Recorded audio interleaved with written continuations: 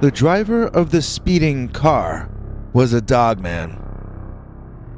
Dear Scary Stories NYC, I have a story to tell you that nobody will believe. I'm retired from the police force, but I'm still not going to admit that this happened to me. I will not admit in public that I've had this personal experience with a Dogman or werewolf or whatever it was. Officially, on the record, I don't know about any of this. Privately, anonymously, here's what actually happened on the most confusing night of my entire life. This was back during my rookie year on the force, and I was just driving around on patrol, heading from location to location. I saw a white, foreign hatchback vehicle almost sideswipe a car heading toward us. It was a near miss, and I sped up a bit to get closer to that hatchback. The car had no license plate and was weaving back and forth across both lanes, haphazardly, creating a dangerous situation. To be clear, Wolverine Road in Wolverine, Michigan only has 2 lanes, one going in either direction. There are phone and electricity poles up on one side, but no lights anywhere, so if someone is blocking both lanes at once, that can lead to a very bad accident, even if we're talking late at night when so few cars are out on the road. I put the siren on and sped up, expecting trouble or some kind of a crazy chase. To my great surprise, the vehicle immediately pulled off to the right of the road and stopped. I radioed the situation in and then proceeded to get out and approach the vehicle from behind. It wasn't possible to get a good look at the driver or if there were any other occupants in the vehicle because the windows were either very dirty or else deliberately obscured in some way. As a result of this, I kept a greater distance than usual as I came around to look into the opened driver's side window. I was thinking that I should draw my weapon, but I chose not to, since I was concerned that I might set off the driver if it turned out he was armed and crazy or intoxicated. Well, he was none of those things, but he wasn't a human being either. The guy was some kind of a weird combination of wolf and human. I mean, I guess you would call him a werewolf. Or since I was in Michigan, maybe this was the Dogman of legend. The instant our eyes met, his door flung open, and he flew out at me with his teeth bared. I somersaulted backward away in a move that I wish I could still do today.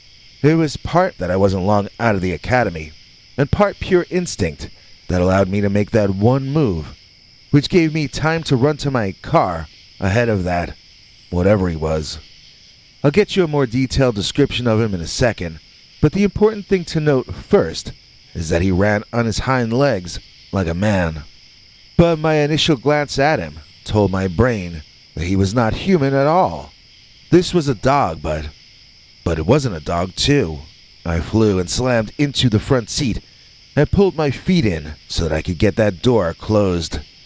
It was at this point that I saw the entire beast for the first time, so I guess I'll pause the action and explain better what he looked like. He probably stood a little taller than I did, which was 6'1" or 6'2".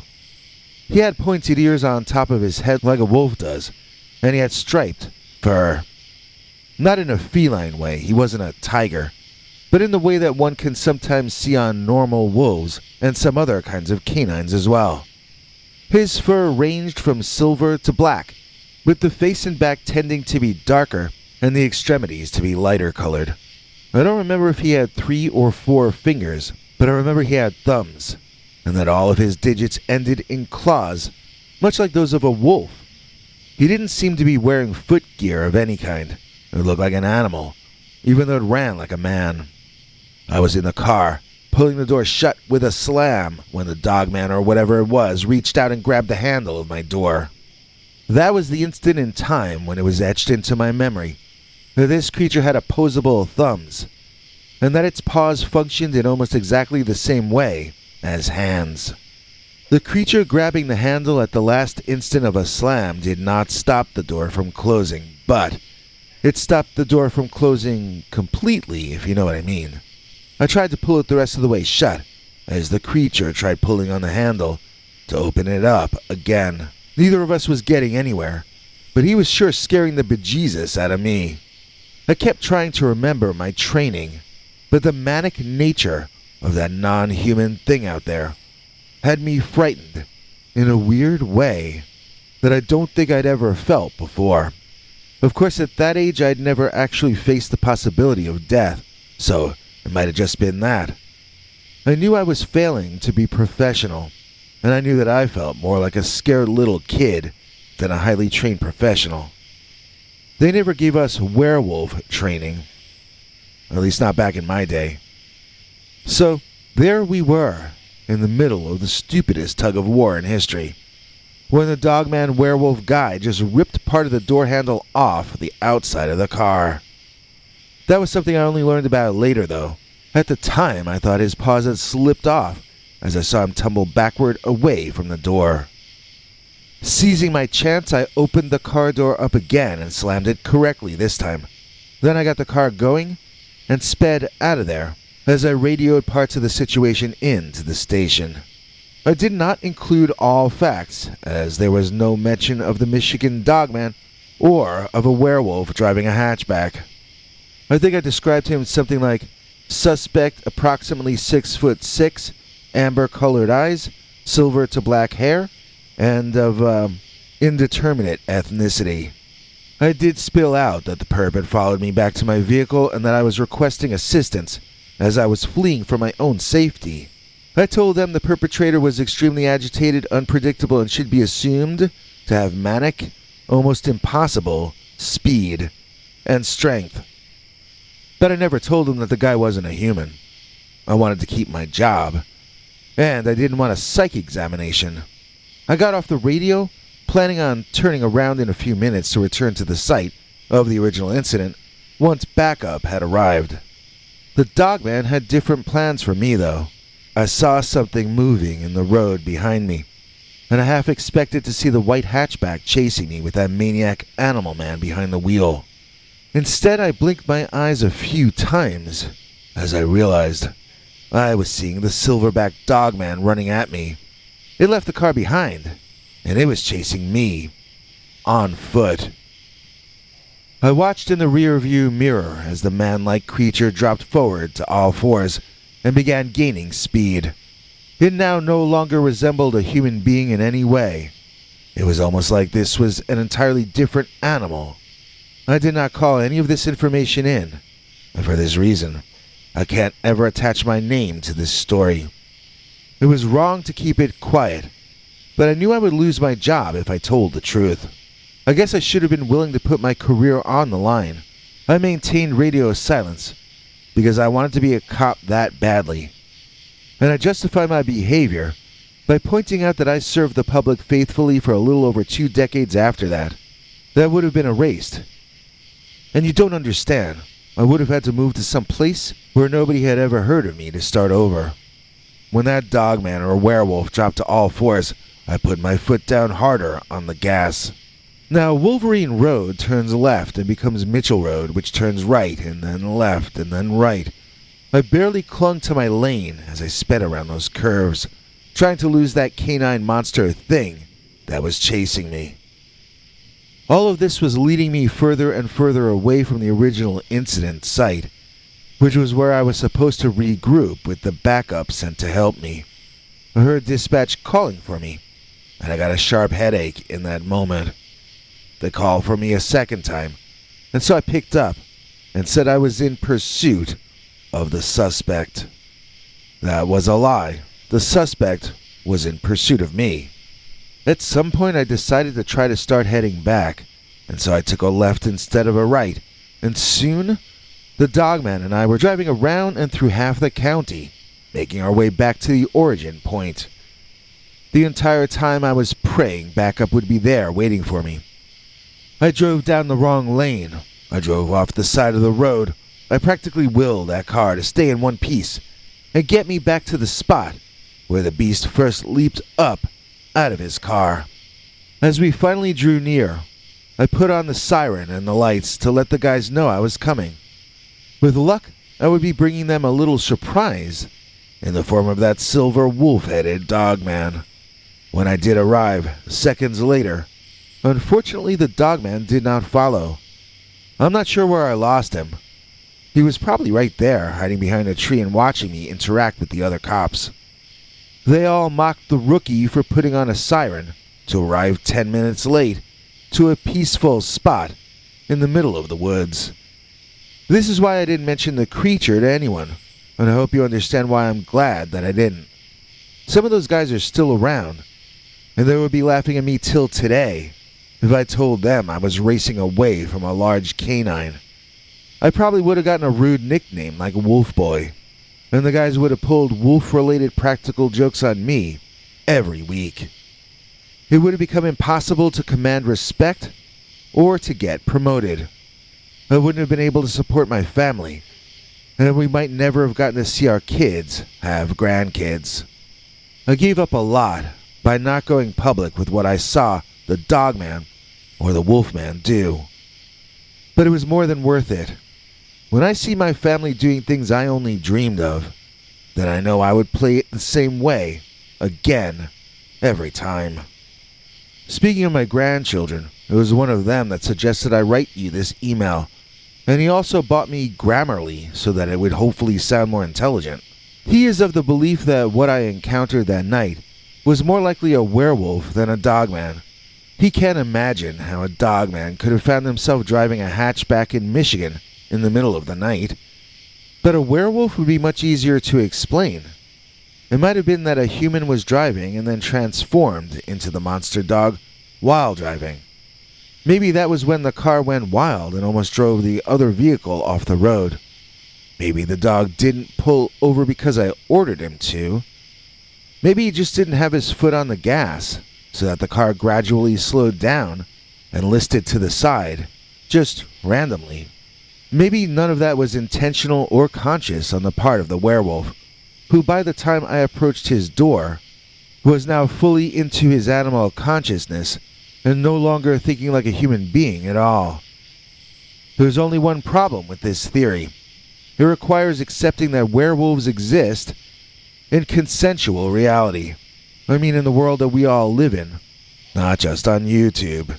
And even though I went through what I went through, I find the idea of Lon Chaney becoming the Wolfman a fiction-only possibility. I just can't imagine it happening in the real world. I'm sorry. If you've seen it, I am not calling you a liar, but I would absolutely have to see it happen with my own eyes before I could even think about accepting the concept of werewolves being real. So then the question for me becomes, how did a Dogman get behind the wheel of a moving car? And I admit, I do not even have a guess as to how that could have happened. The only thing I can tell you for sure is the driver of the speeding car was a Dogman. I saw a Dogman on Route 616 in Ohio near PA. Dear Scary Stories NYC. I have a Dogman sighting that's just that, a sighting. Nothing else happened. We saw the creature, it walked in front of us, and then it left into the woods and we drove on. Now that you know the basics of what happened, I'll fill you in with some of the details. I don't know if you still do, but you used to always have this Dogman in your thumbnails that looked sort of grayish-bluish and was very muscular. The figure we saw had a lot in common with that Dogman in many of your thumbnails. So we were very near Pennsylvania when this happened. Although we were driving through Ohio, it all started as I noticed that the grass alongside the road had been mowed for miles and miles and miles. The way I noticed this was when I saw what I at first thought was a man, walking out of the higher grasses that were further off of the road. That area had clearly not been cut for years, and so I could see how the county must have spent some time and money cutting that grass that was closer to the road fairly recently. The taller grass came up to the belly button of the figure as he walked through it. I at first assumed he was probably around 6 feet tall. As he emerged from the grass and the shadows forward and to the right, I could see that not only was it much taller than I had originally estimated, but this figure wasn't even a human being at all. My wife shouted at me to slow down because she saw the thing dashing out onto the road in front of us. I say the thing because this individual had a canine head, not a human one. It was so surprising to see that I felt nauseous and ill, like I was getting a fever. Sweat poured off of me, and it got harder to hold the steering wheel with my sweaty hands. I think I was panicking all the way down to a molecular level. I slowed the car down as fast as I could, and we kind of skidded for a ways longer than I might have liked. There, walking right about 20 feet in front of us, was this big thing that in many ways looked like a canine. It also could be said to somewhat resemble a bear, but the way it walked on its toes was just not how a bear would do it. I mean to say it was walking on two legs like a man, but on its toes, not flat-footed, the way bears do when they stand on two legs. This beast, whatever it was, walked right out into the middle of our lane and turned to look at us as it crossed the rest of the way. In that sense, it felt like a reverse version of that old Patterson-Gimlin Bigfoot movie. I'm not saying that's real or fake or anything at all. I'm just saying that the creature we saw turned and looked at us in a similar way. And when it did, it made my heart skip. I thought he was going to come over to the car. I thought he was going to try to get in. Ever since that night, I have a recurring dream that the Wolfman or Dogman comes back and he waits for me inside my car. I wake up screaming every time. It's the worst nightmare of my entire life, and that was the night when it all started. So this thing did have a tail, but it was not a long one. I would say it reminded me more of Wile E. Coyote from the Roadrunner cartoons than anything else. It was tall, thin but athletic. It had a very long snout filled with snaggle teeth, and it had big, yellow eyes. The ears were up on top of its head, not at the sides like a human or an ape. This was some kind of a man who was also some kind of a dog. I don't know how else to say it, even though it doesn't even make sense inside my own head. So the creature kept walking and it disappeared into the woods. Then I hit the gas and bolted out of there. My wife told me there might be more of those things around, so you should slow down. I told her I was almost certain there were more of them around, and that's why I floored the gas pedal. I guess I'm lucky I didn't get pulled over for speeding, but I had to get home. I had already had too much excitement for one night. If that thing had walked over to the car, I think my brain would have imploded or something. I don't think I could have coped with it. I really think my wife would have had to drive herself home, seriously. I admire people who can be brave around these large-sized cryptids, man, but between you and me, I almost didn't survive the time that I saw a Dogman on Route 616 in Ohio near PA. Well, I believe we got 3 different requests that we released yesterday's video thumbnail as a t-shirt. So here we go with some of exactly that. We've got short sleeves, we've got long sleeves, we got some with the titles and some with just the image of that handsome Dogman. If you'd like us to do something specific, just let us know. And in the meantime, the link to the designs we have online is in the description. I believe if you order now, you should get it in time for Christmas. Thanks for letting us know what you want to see. Our executive producer is Victor O. He made this episode possible, you know. So unless you are a contradictor, you probably want to send some thanks to Mr. Victor. Please join us in thanking one of our newest channel members, Victor O. Victor now gets to see our secret uncensored stories and our over 25 hours of secret uncensored archives. Here to explain more is our international TV spokesmongrel, Henry Lee Dogman. Hank. Thanks, Biggie. And thanks to all of you for watching this far. If you liked it, please click like. If you'd like to see more of our work, please subscribe. And also click that bell icon if you'd like to be notified when we put out a new episode. To become an executive producer, you can donate to us through the thanks button under each of our videos or through our paypal.me/PeterBernard209 page.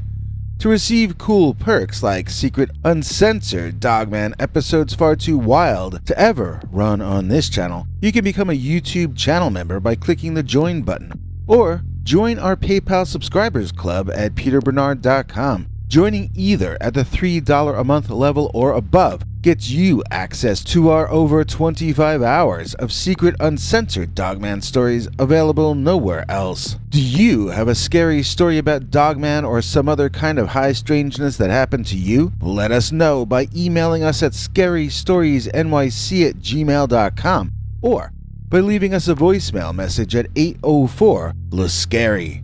You may need to call back on that when it cuts off after I think 3 minutes. And if you don't want to do any of that stuff, thank you for simply watching to the end.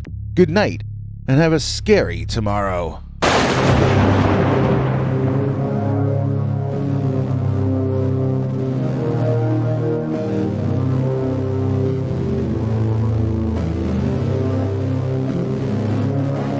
Come back for more scary stories.